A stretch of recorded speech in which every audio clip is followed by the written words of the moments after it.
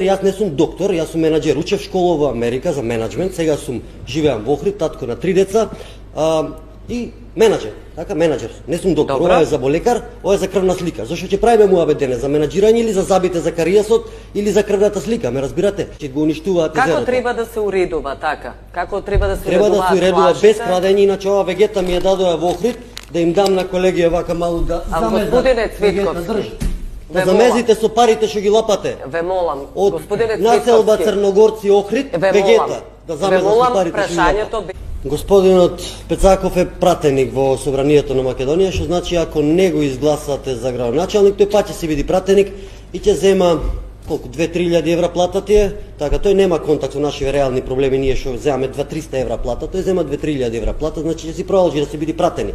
Господинот Константин зема околу 1000 евра плата, а јас вака планирам да работам за 500 евра. Све што е над 500 евра, секој први пред општина ќе донирам на социјални случаи. Кој нема да дојдите, 500 евра од пола од мојата плата ќе ги донирам пред општина. работи за прашањето за туризам и за плановите на господинот Пецаков, за тоа се однесува репликата. Не може господинот Пецаков да прави планови за туризам, пошто не му е струка. Тој може да прави планови за заби како да пломбира, не за туризам.